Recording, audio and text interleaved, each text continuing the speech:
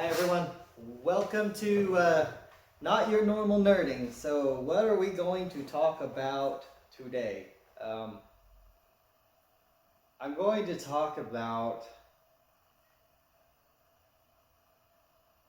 financial future.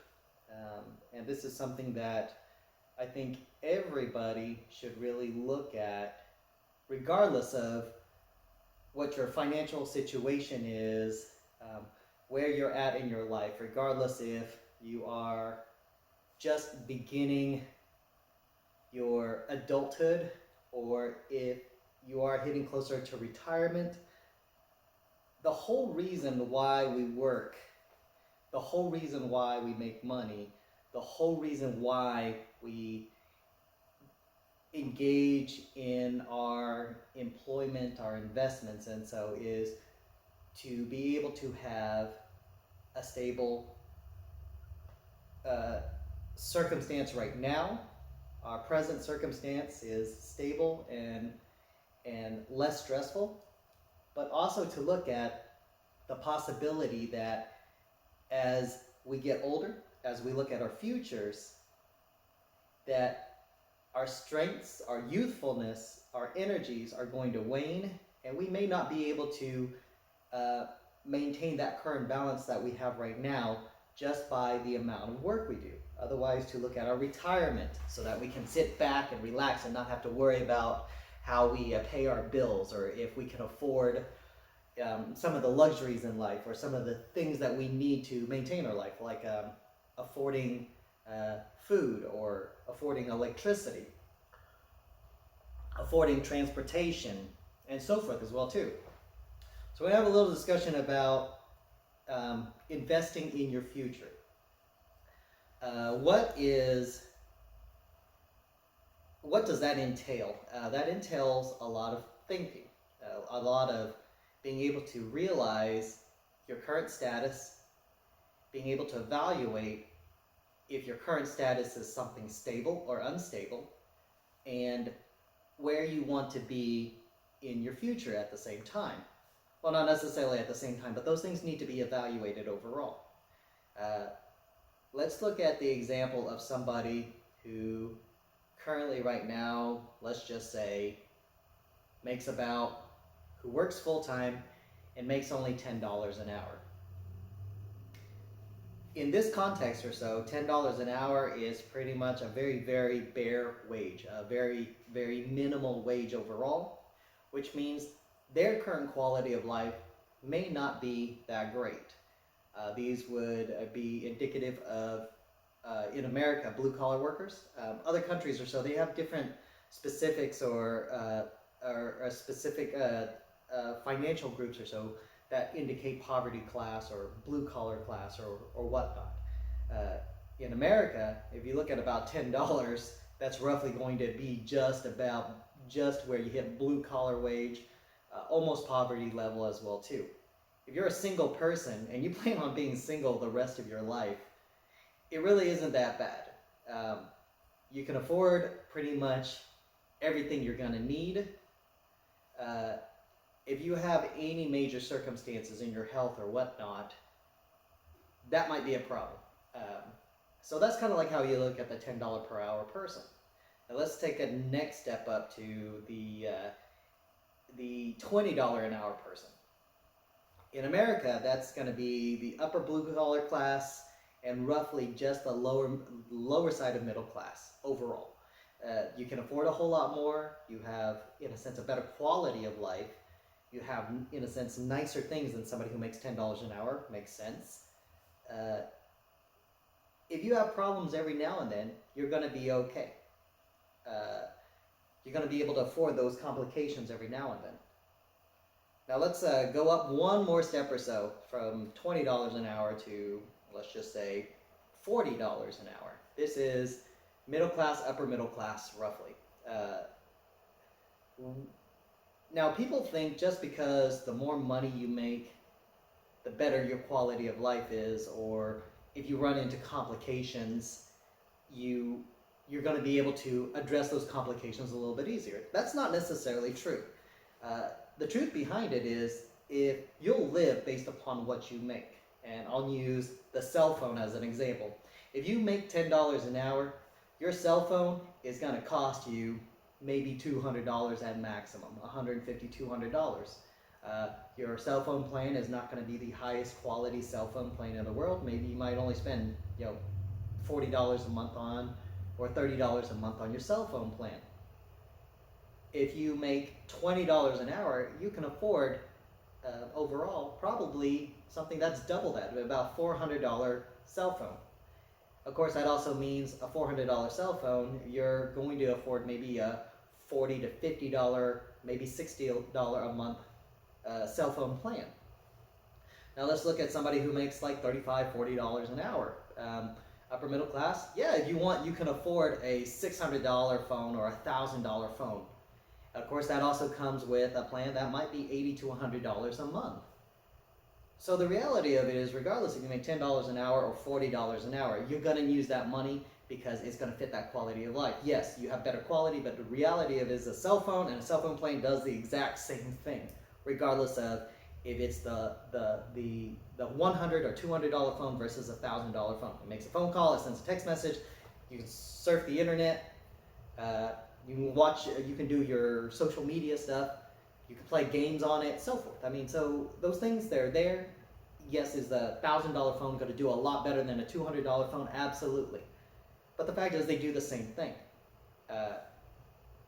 So when you look at what people have, yeah, they have nicer things, but overall, they live within their means. They live within that circumstance. Now, when you look at the circumstance that people cannot foresee, the unexpected situations, let's just say you accidentally sprain your ankle and you have to be off of work for 4 or 5 days. Somebody who makes $40 an hour, who has a job, who makes $40 an hour and works part-time or full-time, they probably have the capacity to be off 3 or 4 days without any major circumstances to their situation. They probably have paid time off. They have a mild rainy day fund or so that will handle 3 or 4 days, 5 days, whatever it might be. Somebody who makes less, maybe 3 or 4 or 5 days, that's all they can afford for that year. And somebody who makes $10 an hour, 3, 4 or 5 days might be pushing their capacity to be financially capable. It's not that they can't, it's just that it might, that's a whole week's worth of work for most people, and they might not be able to afford being off for a whole week's worth of work. So those circumstances wise, when you look at finances wise, if you are someone who makes $40 an hour and lives the same way as a person who makes $10 an hour, yes, you're going to have a whole lot more financial capacity available to you in the future. So what's the balancing act? The balancing act is to recognize what is a comfort zone that allows you to have a fairly decent quality of life. You don't go to school, you don't do all this extra work, you don't get a good education, you don't get a good job, you don't invest in yourself in those manners to stay at making $10 an hour. You do it because it's going to provide you a better quality of life, better finances, a better job, so forth as well too. So you can't just do all of this, make $40 an hour, and live like a $10 an hour person. Could you? Yes, but are you realistically? No, you're not. You're going to live better than that because that was the whole purpose behind it. That also means in your future, you're going to have a retirement that is going to be nicer than someone who makes $10 an hour. That's just how the reality of it works. So that's the circumstance behind how money works overall. Is there a point where you make so much money that you really don't have to carry anymore? Yes, there is. If you think about it, and I'll use this as an example, if you make $1 million a year,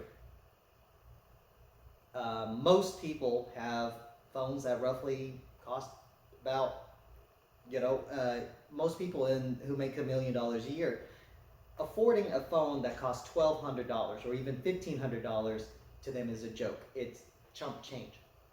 Somebody who makes $40 an hour, they can afford it. They can afford it nicely, and in the long run, it's not the biggest deal or so overall. Somebody who makes $1 million a year, $1,500 phone, no problem. $100 a month or $200 a month cell phone bill, no problem for them. That's a mute point for somebody who makes $1 million a year. Do they have a nicer home? Do they have nicer cars and all that? Yes. Do they have so much excess in the long run that they just have a lot of excess money? Yes. So at some point, money becomes a mute point. It becomes an unnecessary worry overall.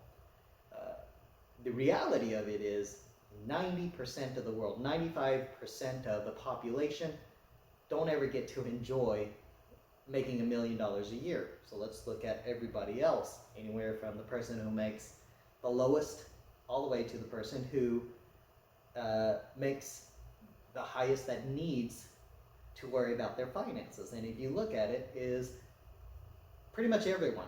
Somebody who makes $1 million a year, if they're really stupid and they blow off all their money, okay, they really need a financial advisor. Somebody who makes $1 million a year and they only live off of $400,000 a year and they can save $600,000 a year for retirement, they don't need any help. They're doing absolutely fine. Living off of $400,000 a year is a great life. It's a great way of living. You don't really have to concern yourself about anything. And even if you work for 10 years or so, well, if you can even save $400,000 every single year and spend $600,000, you're still, within 10 years, you got $4 million in the bank plus whatever interest or whatever it is that comes with it as well too. $4 million as a retirement, you're going to do okay. You're not going to have any concerns. Let's talk about somebody in the middle class. Let's just say roughly about $100,000 a year. Well, what is the typical person who makes $100,000 a year? They have a middle class home, they have a middle class car, they have a middle class lifestyle. So what does that mean?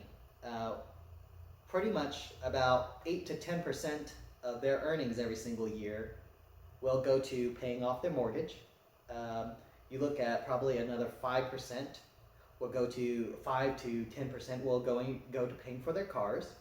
So roughly about 20% of their earnings every single year will go to paying for their transportation as well as their living expenses. So what do you have left from that? You have 60% of your money, which can go anywhere from your typical bills and your lifestyle. I always say this, I know that most people's lifestyles or so will cover about 30 to 35% of their cost of living. That includes their cell phone, the toys they buy, the unnecessities, the wants that they have, vacations, all that as well too, all these extras. And I'll even use something as simple as having a subscription to things like Netflix or YouTube or Disney or ESPN or cable, having internet service at home that's typically better than the low quality because you have higher quality TVs and you want the high definition pictures and so forth as well too. They all come at a cost. Food wise, if you go out to eat or you spend money on higher quality food, that comes at a cost as well too.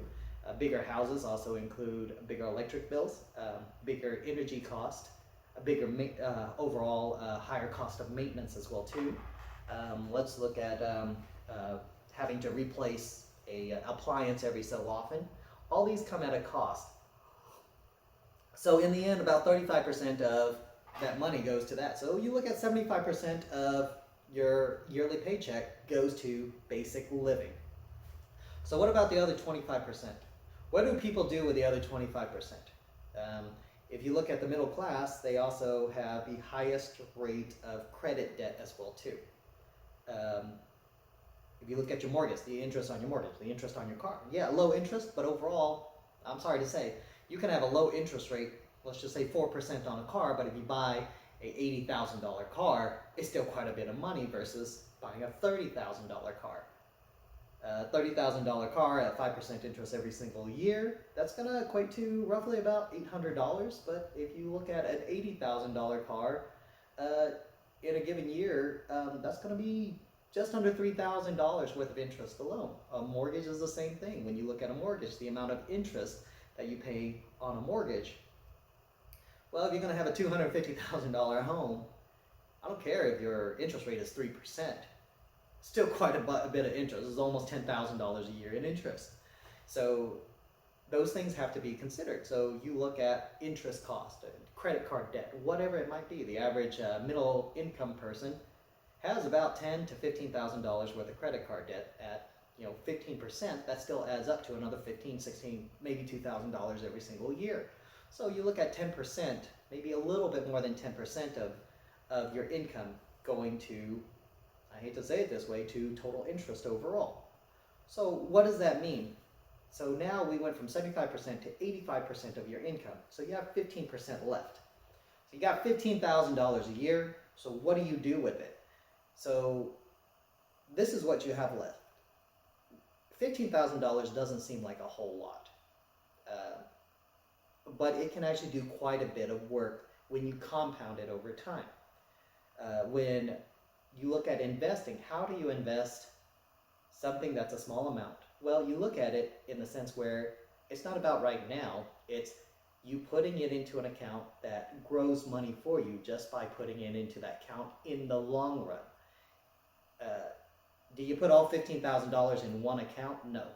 You spread it. You spread it over different areas in case one thing breaks or one thing doesn't work. At least you don't lose all your money.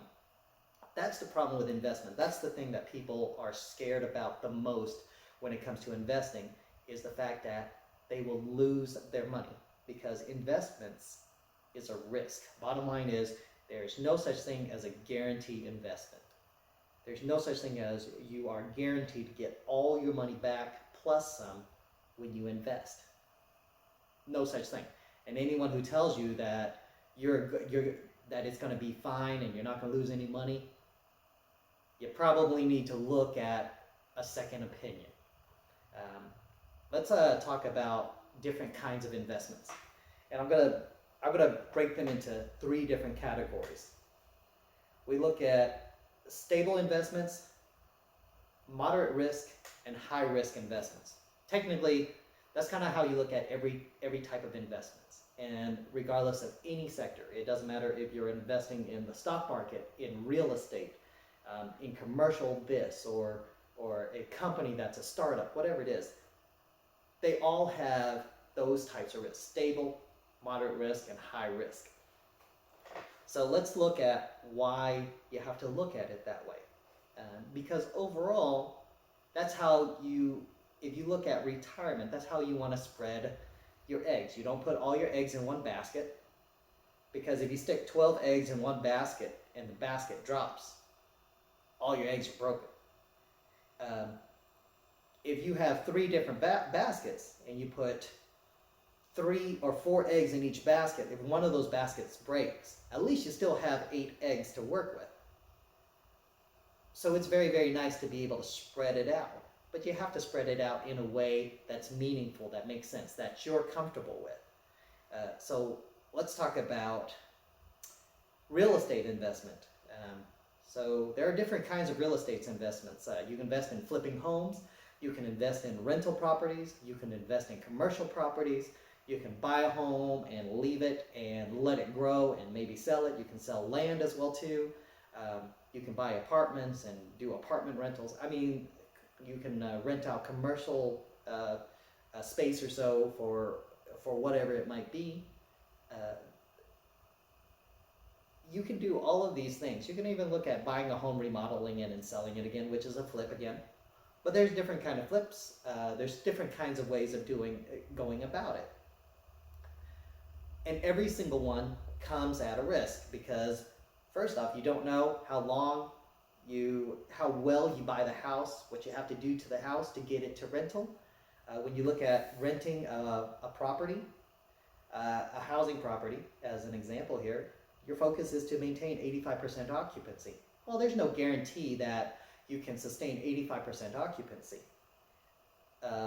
When it comes to you buying that house for a rental property, when you first buy it, there's no guarantees that you don't have to do any remodeling or any fixing, any maintenance or updating on the house. And the other side of the coin is, when it comes to a rental property, the person you rent to, you don't know if they're going to destroy the house or keep the house pristine, because once they're done renting or leasing the place, you have to come back, you have to fix it all up if they broke anything or whatever it is, and prepare it for rental again. So all those things have to play into a factor of in how much risk are you willing to take. When you look at flipping a home, same thing is, you buy a home and you're going to do what you think is maybe, let's just say, $20,000 worth of remodeling, and that's what you thought. And you bought the home for this particular price and it seemed like a good deal. Come to find out, now instead of spending $20,000, you spend $35,000 to flip the home. So once you're done with that $35,000 remodel or whatever it is you need to do, that's $15,000 less in profit that you're going to get on that flip. Now here's the other side of the coin is, if it takes you 6 months to sell the property and it took you only a month to fix it, then it sat there for 5 months. Well, that's a really, really long time for money to be stuck in a house. That's whatever it is, it could be $100,000, $200,000 that is stuck in that house, and you have to wait for somebody to buy it before you can make some profit off of it, or before you can flip it again, or before you have enough money to come out of it without that money just sitting in the house. Well, if the ideal is to flip a house within about 35, 40 days, well, that's nice to be able to do, but that's never a guarantee, so those things have to be considered. And once again, with a commercial property, let's just say you build a strip mall. There's no guarantees that you can get 20 people to rent the property the way you want it to. And it takes a lot of capital investment at the very beginning to build a commercial property as well too. A house might only take $150,000 to buy, and maybe another $20,000 fixed up, $170,000. But to build a strip mall or so for 20 people or 20 clients, that's $500,000, $400,000 maybe to build that, versus $170,000 to flip a home. And even if you were to buy an already built commercial property, it still is quite a bit of money. Rental wise, there's no guarantees that you can make it pretty enough, you can renovate it in a way where you have all the clientele that you want. So those are risks that you have to place into consideration whenever you're looking at real estate investments. Is it a guarantee? No. Are they stable overall? It depends on what you want to do. If you look at a nice neighborhood and you did your research and you chose a house that indicatively was a good rental property, the neighborhood is safe, and you found a good price point for you to rent as well as you to buy the house, then overall in time, and you choose the right clients, there's not a whole lot of maintenance. Every time somebody is done with their lease and another person moves on and another person takes up that lease, they're smooth, it's efficient, and it financially is feasible, and overall it's a safe investment. Is it going to build you tons and tons of money? No. That would be where we classify as a stable investment, a stable financial capacity. So over time, it may not make you a lot of money, but it will still make you money. It will make you some profit. And that's the thing about stability. Stable investments or so, they're going to make you money, but they're just not going to make a whole lot of money. And the simple analogy is low risk, low reward, because you're not taking a whole lot of risk. Now let's look at moderate risk. These are the circumstances where you have to do a lot more research, you have to gamble just a little bit. And the reality of it is there's a good chance, a fair chance, that it's going to fail. Think of buying a foreclosed home. So the nice part is, and I'll use this as an example, say the average price of a neighborhood is about $150,000, and there's this home that's foreclosing and you can get it for $100,000. Well, is that a good deal? Depends. This is where you look at moderate risk. At $100,000 and you buy this home, You really don't know, since this person foreclosed on this home, what they did to the home before that home was foreclosed on. So somebody was in a really bad situation before their home was foreclosed on, so they might have ripped that place to pieces. If you have a very efficient system, and let's just say for $100,000, and then you only have to spend $15,000 fixing up that place, you take a risk. You don't know. If you only have to spend $15,000 and you can still flip it in whatever time, 2-3 months or so, and you sell it for $150,000, okay, so you made $35,000, so that's $10,000 a month roughly that you made on that house. Overall, that's a good deal. In a very short amount of time, in 4 months, you made $35,000. So if you look on average over 4 years, or over a year's worth of time, you flipping a moderate risk home, if that were the circumstance every single time, you make about $100,000 every single year flipping a home like that. Of course, moderate risk also means you don't know if that $100,000 foreclosure is going to cost you $15,000 to fix up, or is it going to cost you $40,000 to fix up. Problem with something costing $40,000 to fix up is it takes longer to fix up. It also means you make less profit overall, so you cross your fingers that you can sell it as fast as you can fix it as well too. And so let's just say you sell it in 3 or 4 months after you get it all fixed for $40,000. You make a $10,000 profit. That's $40,000 a year. So on average, moderate risk, can you make money off of it? Yes and no. Because if you think about it, if it took you 4 months to fix a home and you make $10,000, you only made $2,500 a month for your efforts. So you put all that effort in, and you barely made minimum wage. But if you put all that effort in and you made $10,000 a month, then you're making middle income. So there's a benefit to moderate risk. Of course, there's the other side of moderate risk where once in a while, something's going to fail. Let's just say $100,000 home, and you've come to find out when you look at it, it's going to cost you $65,000 to fix this home. That was a foreclosure to be able to sell it for $150,000. Is that worth it? No, it's not. So what do? You take your losses, you lick your wounds, and a lot of people hate doing this is, yeah, you bought it for $100,000, you realize it was going to be way too expensive to fix.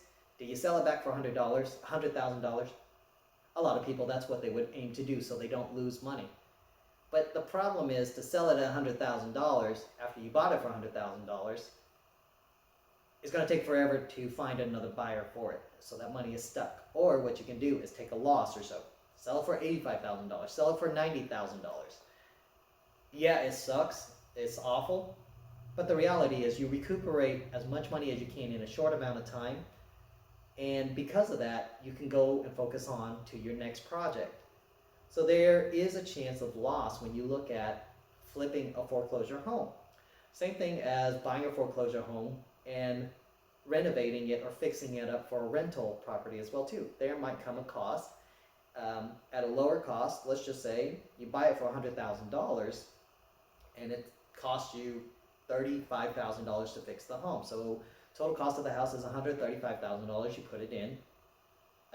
You have a little bit of equity in the home, $15,000 worth of equity. Doesn't matter, not really. But you paid a whole lot less for the home. So what does that mean? If you still rent it for the same price as a regular $150,000 home in the area, in the long run, you're technically more profitable than somebody who bought a nice home that was already fixed up or so and at $150,000. You spent $15,000 less. So the long-term side of it is you're more profitable overall in the long run. So moderate risk can come at that. It can also come at a humongous loss as well too. How often do those losses occur? You have to look at it from what you consider moderate risk versus low risk to be. I'm going to use my numbers, and I consider a low risk of having the possibility of an 85 to 90% chance of being profitable.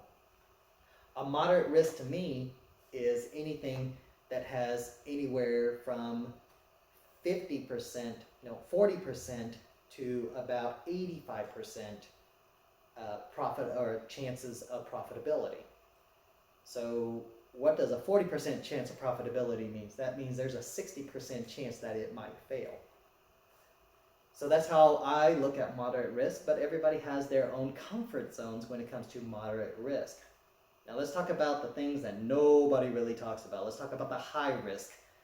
When I look at high risk, yes, pretty much when I look at high risk, I look at the possibility of there's a good chance it will fail. When you look at moderate risk, similar to low risk, low reward, moderate risk, moderate reward. So when you look at high risk, you also look at the capacity of having a high reward as well too. Wait. So why doesn't everyone do high risk? Because that high risk also comes at a high risk of failure, as in you have a very, very good chance of failure. In my world, in my business investment strategies, when it comes to high risk or so, I look at the capacity that this particular project, this particular strategy, investment, whatever we choose, is going to have an 85 to 95% risk of failure and only a 10%, 5 to 10% risk of success. Why do I say risk of success? Is because, once again, this is a risk that we're taking to have a chance of success. A very, very small chance of success. So how do you spread the eggs in this world? Yes, in a high-risk environment, you have to spread your eggs extremely well. You have to do a lot of research, but you have to spread it thinner than most people. And I look at it this way, is if you take high-risk investments and you do your research correctly, and you do spend a little bit more time doing your research, you do 8 different investments or 8 different projects all at the same time, and you cross your fingers sometimes that you only need one of them to succeed. So we're going to look at the real estate of high risk. So how do we look at the real estate of high risk? These are the homes that are way past foreclosure. These are the homes that are pretty much government auctioned homes, because mainly all the taxation or so nobody could afford. So you technically $150,000 home. The banks aren't willing to deal with it anymore because it's costing them too much money. There's about $40,000 in taxes or $30,000 in taxes. This home has been foreclosed on. It's been on just sitting there for a while, and it's just breaking down. So this property is breaking down. So you look at these particular homes that are extremely worn down, and you take the risk on it and says, hey, this is a home that in the neighborhood of $150,000 value, I'm going to buy it for $30,000, $40,000 and spend maybe $20,000, $30,000 to try to fix it up. And that is the goal. So you spend about $60,000 to fix it up, or $50,000 to fix it up. Now, the likelihood of that happening, you're going to assume that that's never going to be the case. So the realistic side of it is maybe you might buy it for $40,000 or $30,000, spend $20,000, $25,000 to fix it up. Total cost right there is $60,000. Then you might only be able to sell it for $80,000. You make a $20,000 profit. Was it worth it? No, because of all the time and effort that you spent into it. The reality of it is it was not worth the risk whatsoever. Consider it a failure. But once in a while, 1 out of 8, 1 out of 11, depending upon how well you do your research, you're going to find that one house. And this is the diamond in the rough that everybody loves whenever they take high risk. Is, yeah, you're going to buy that home for $30,000, and the coolest side is a lot of things are working absolutely fine in your favor. The stars have aligned up just right. You spend $20,000 to fix it up. It costs you $50,000. You put it on the market 2.5 months later. You sell it for $150,000. You make a 200% profit off of it, and it only took you a total of 3 months. So you made $33,000 a month because you're willing to spend $50,000 or $60,000 on the home. That's the thing about high risk. How many of these do you have to do? Well, yeah, you're going to have to deal with a lot of homes that you only make a $10,000 or $20,000 profit margin off of 4 months worth of work or whatever it is. So you spend all this effort and you're only making $5,000 a month on every single one of these properties. And then once in a blue moon, that high risk pays off and that property sells and you average about $30,000 a month because of that property. And it makes up for all those other properties that you only got $10,000, $20,000 worth of profit for. But that comes at so much work that if you don't do the research correctly, you don't do the math correctly, you don't think it through correctly, you don't make things efficient, you don't have a good team, then in the long run, it becomes a humongous loss. But if you do the research correctly and you choose to invest broadly the way high risk is supposed to be done, then the likelihood of success, and that's the chance of success, increases. And that's how you have to look at investing on the high risk side of investments of any sort. And this also is stock market, or commercial properties, or businesses. And even you look at the new market nowadays is the marijuana and the cannabis market. There's a million companies right now that are just building all these dispensaries and whatnot. The reality of it is, how many of these are high risk? How many of these will be here 5 years from now? So these people who are entrepreneurs, who are building these dispensaries, if they develop a good product stream, they become efficient with their distribution and their supply chain, and they have good reviews and ratings, and everybody's happy, they're going to be successful. How many of them will exist?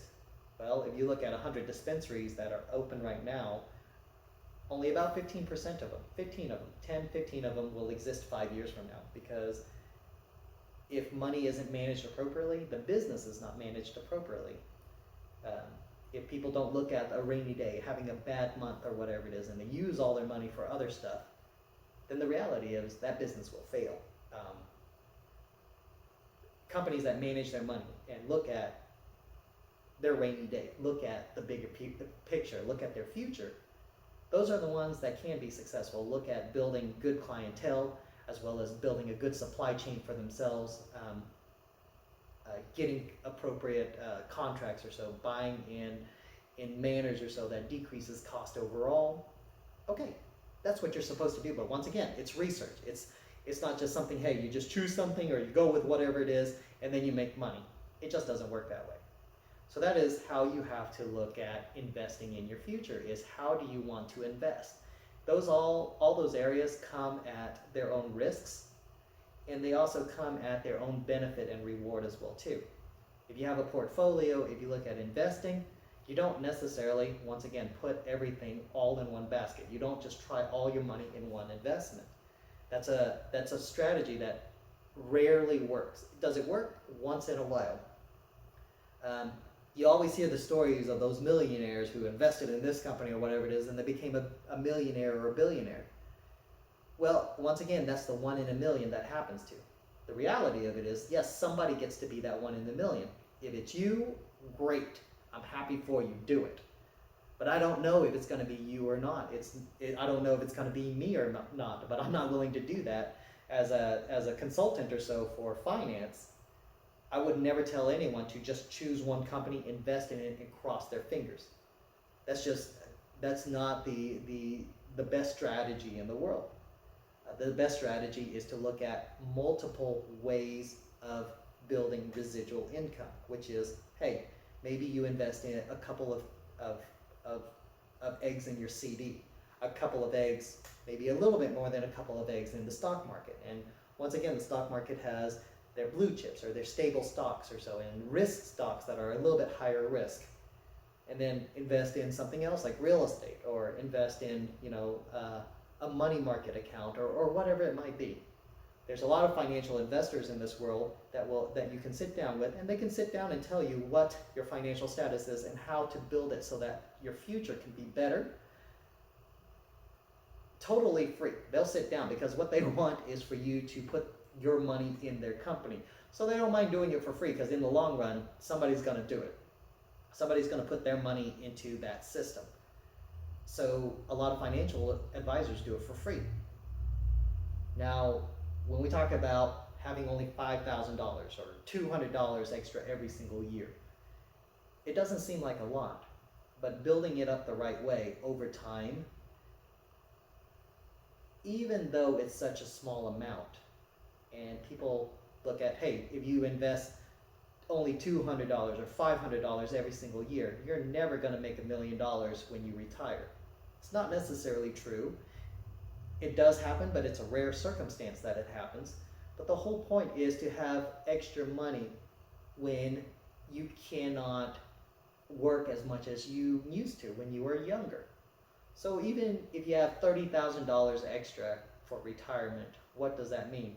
That's $30,000 that you don't have to work for when you retire. If you have $100,000, that means that's $100,000 you don't have to work for with retirement. So reevaluate the things that you can live without if you're using 100% of your money. Cut back just a little bit, build your retirement, because at some point everybody becomes older. At some point everybody becomes more tired. At some point everybody cannot be as well apt to working as they used to be. I'm not going to say, hey, when you're 60 years old or 80 years old. I know a lot of 80-year-old people or so who work absolutely fine because they're happy working, they enjoy their job, and they make plenty of money, and they're not concerned because they do have a retirement or whatever it is. But the reality of it is, after about the age of 50, 60 years old, people get worn down because the average employee has to do some physical amount of labor. That's 85% of the world. So the 85% of you that are doing that physical labor and look at your future, by the time you're done, by the time you retire, is to look at how you manage your life after retirement. Social Security, all those other systems, and winning the lottery, stuff like that, they're not going to sustain a good quality of life. They'll give you a quality of life, but not as well as if you are a middle-class person and you can sustain the current quality of life that you have right now. It will sustain your basic living needs, but if you want better quality of life, you have to look at that sustainability, about building a future for that financially as well too. Social Security, Medicare, Medicaid, all these systems were designed to be supplements to your income, not to be your retirement income completely.